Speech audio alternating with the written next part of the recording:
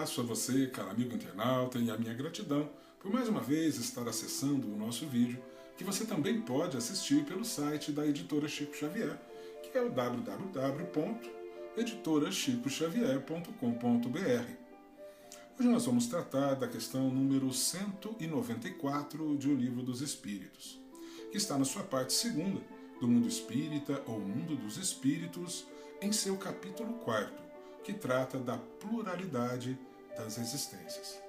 A questão 194 é a seguinte: é possível que em nova encarnação a alma de um homem de bem anime o corpo de um celerado? E a resposta foi a seguinte: não, visto que não se pode degenerar. E Kardec fez uma outra pergunta em seguida: a alma de um homem perverso pode tornar-se a de um homem de bem?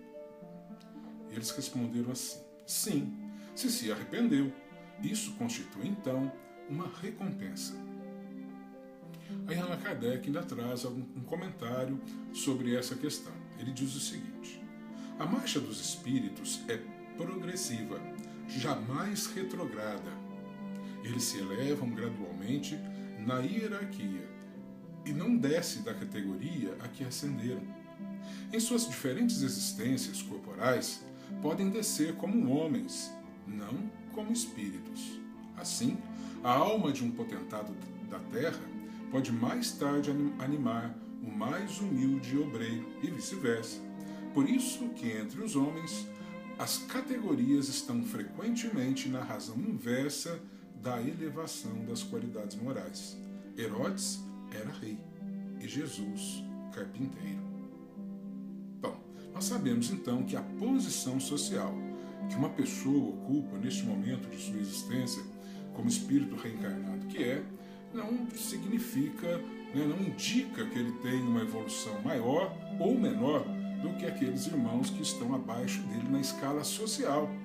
Aqueles seus servos, seus empregados, aqueles que têm menos fortuna, menos poder de decisão, enfim, não há em qualquer condição social a marca de que um espírito possa, por estar ali, ser mais elevado ou menos elevado na escala evolutiva do espírito, dos valores morais, do crescimento, enquanto ser imortal que é.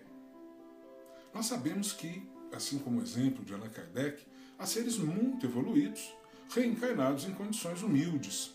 E isso a vida nos traz. Podemos pegar um Francisco de Assis, Chico Xavier, Madre Teresa, Irmã Dulce. Não temos dúvida nenhuma da evolução desses espíritos.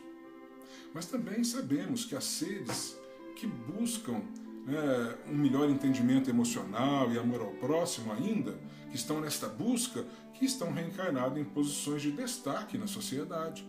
Podemos falar de Nero, de Hitler e de tantos outros irmãos nossos que, em que pese estar ocupando cargos no mundo, acabam decidindo por promover guerras, por exterminar o ser humano, os seus irmãos.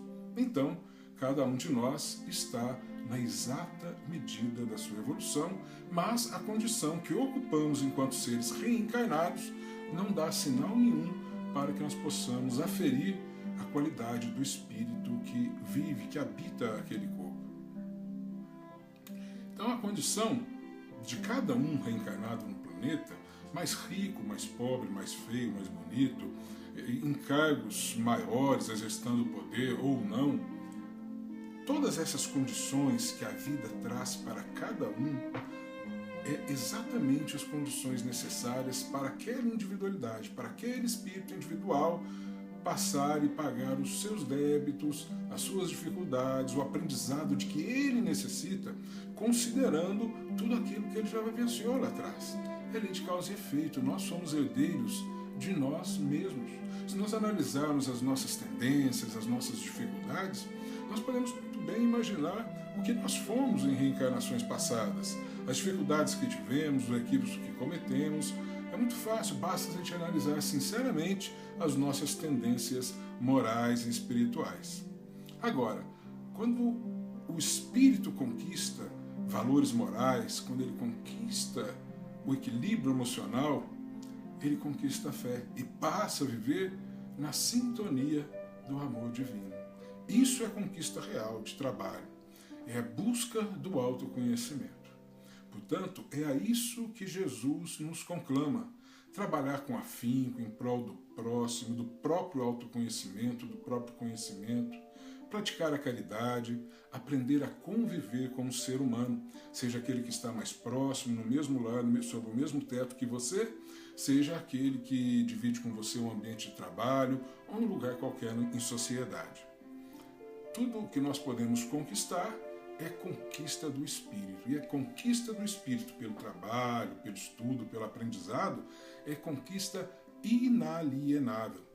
O ser, portanto, que era bom, o espírito que habitava determinado corpo e determinada individualidade vivenciou ali uma personagem exercendo bem em favor do próximo, não pode esse mesmo espírito, numa reencarnação posterior, vir ser um celerado, criminoso, praticar o mal contra o seu irmão, porque aqueles valores morais que ele já adquiriu são valores perenes e são fruto da sua conquista, são patrimônio seu.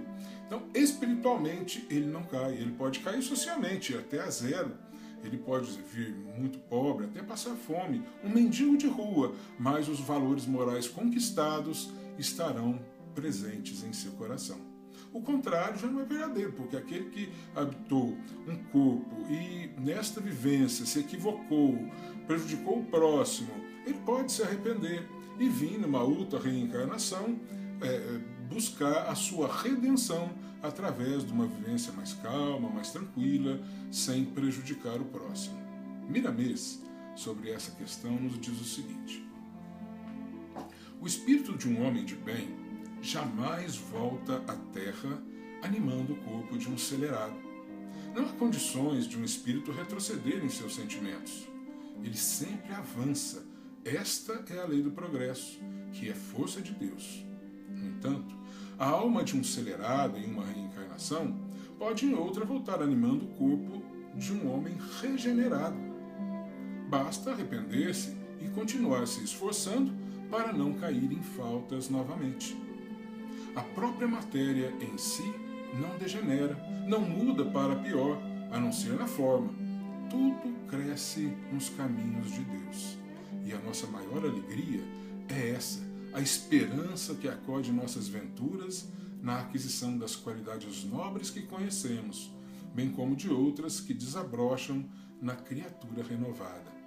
A marcha da evolução da própria civilização nos mostra o progresso em tudo e em todos os lugares, nos homens e mesmo na natureza. Analisando as religiões, notaremos o quanto elas progrediram desde os seus nascimentos. Isso nos prova que tudo melhora a fim de alcançar novos dias de glória. A imortalidade é sempre a esperança de todas as criaturas. Alguém disse que o Evangelho de Jesus degenerou, esqueceu-se da misericórdia do Mestre, que aceitou que a boa nova do reino fosse envolvida na letra, uma vez que os homens, depois do 4º século, não tinham capacidade de viver esse Evangelho verdadeiro, na condição em que ele foi escrito.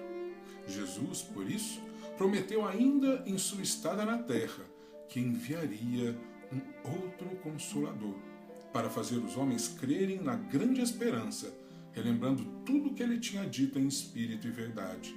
Se não fosse assim, se houvesse degeneração, o Mestre não falaria da vinda do Consolador. E que ele nos abençoe e ilumine os nossos corações. Muita paz.